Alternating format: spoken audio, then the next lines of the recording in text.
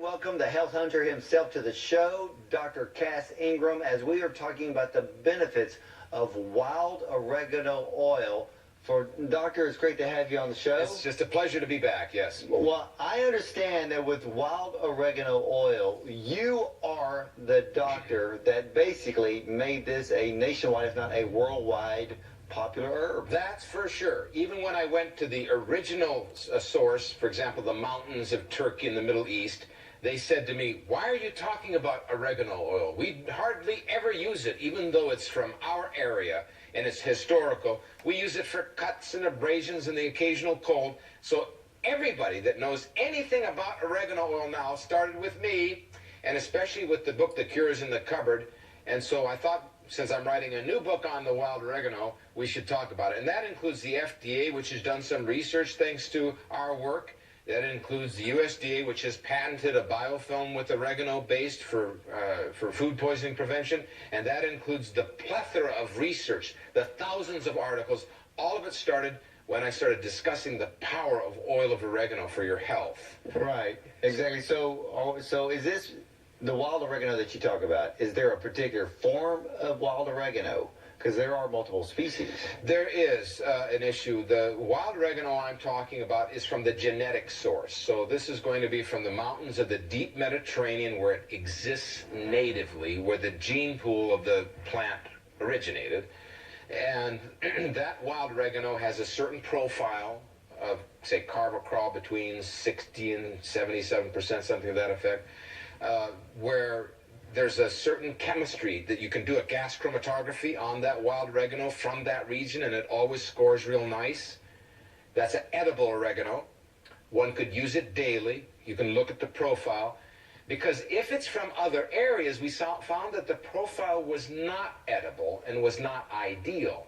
Those profiles from more distant areas like Morocco, France, pretty much all of North Africa, Mexico also produces oregano oil.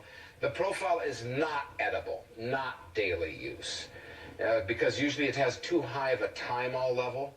Thymol is an irritant to the liver.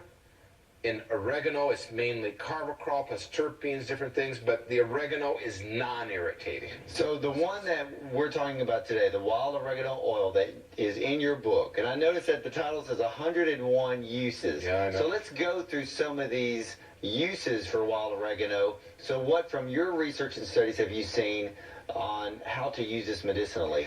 On the basis of using an edible wild oregano from food, from the actual wild spice. So it's still the spice. It's still a food. So keep in mind, listeners, that we're still dealing with food. So when I say 101 uses, I mean that you can use it, but not be concerned and worried about, oh, is it going to interact with my this, or can I take it with that, and how long can I take it? Can I really take it every day? Could it hurt me? Just stop for a minute, okay? So the food spice wild oregano, either as the oil of oregano, the juice essence, or the crude herb in a capsule, I talk about in the book, 101 plus uses.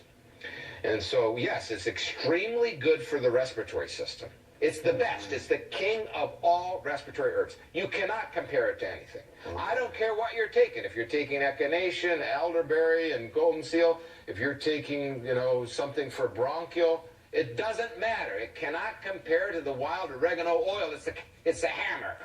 Really? And I've done this. The one study I did in antiviral research demonstrating that when you infect the embryonic cells or chicken embryonic cultured cells with cold viruses, with flu viruses, and then you give the wild oregano oil, it obliterates the viruses.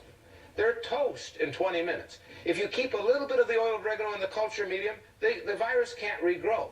Now, I'm not trying to make a claim about a specific disease, but I'm just telling you the letter of the research. So wild oregano oil is a very potent antibacterial, antiviral, even antifungal compound. Antimycotic, or anti-yeast, antifungal, somewhat of an antiparasitic for like amoeba and Cryptosporidium and Giardia, but primarily antiviral, antifungal, anti-mold, antibacterial. That's enough. Antihistaminic, too. Antitussive. Anti-cough. So what tremendous properties that is for the lung and bronchial system and the sinus system. So the 101 uses, there's a big section on respiratory, obviously. to support the respiratory health for the lungs, for the bronchial tract, for the deep parts of the lungs, for the sinus cavity, whatever. You name it, it's going to be supportive.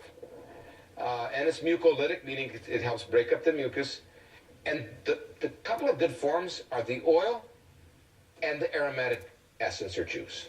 They're both good, sometimes both together. Another big category is the digestive tract. Now you can imagine how important it is with the gut constantly being exposed to bacteria, to molds, to fungi, to yeast, constantly potentially being upset by food poisoning, by toxins, by bacterial toxins. We know that some food poisoning is just from the toxins, not from even the germ. To have an antidote to that, wow. It's the antidote for any toxicity in the gut. Well, this seems to be almost like the natural medicine that everyone should have in their home medicine cabinet. It is. It's the keep you going natural medicine. And we can take this every single day. The caveat is, if you get the edible, daily use, 100% wild oregano growing on the mountain slopes, you can take it every day. You have to have that out there because there's now farm-raised oregano. We'll get into this. There are cloned oregano where they're cloning it in hothouses and growing it on land. That's not daily use. And that's all over the place in the health food stores. And you also have the issue of standardized oregano. So we're talking gut and respiratory. If you could protect the gut and the respiratory, how could you get sick? That's true. So, but you can't be using these non-daily use types that are standardized is the worst, because if you standardize it, it means you're chemically treating it. Or farm-raised, not much better. And it can even say wild oregano. It can say Mediterranean, but it's from farm-raised, and it's not the truth on the label.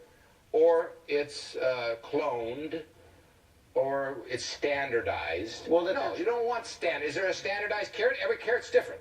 Is there a standardized plum? How about a standardized prune? Yeah. I mean, come on.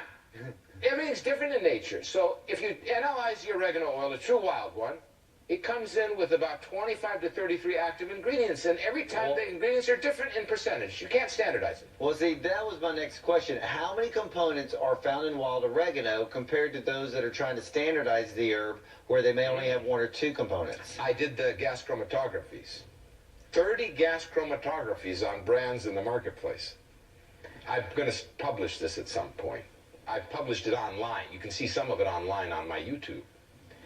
But what we found was the truly wild, original oregano. Still same factory, same production, same village connections. Wild, hand-picked from up to 12,000 feet above sea level on the rocky slopes. Rock growing out of the rock, wild oregano. It's 25 to 35 active ingredients. Usually about 32. 32 active ingredients. When we tested some of the others, as low as 5 active ingredients. Wow. You can't go from 32 to 5 unless you're mucking with it. Something's wrong, baby. So there was a lot of the big active ingredient, carbacrol. So a lot of that's farm-raised, a lot of it's cloned. Right. For more information about the products you've heard discussed on today's program with Dr. Ingram, visit AmericanWildFoods.com or call 866-626-6214 today.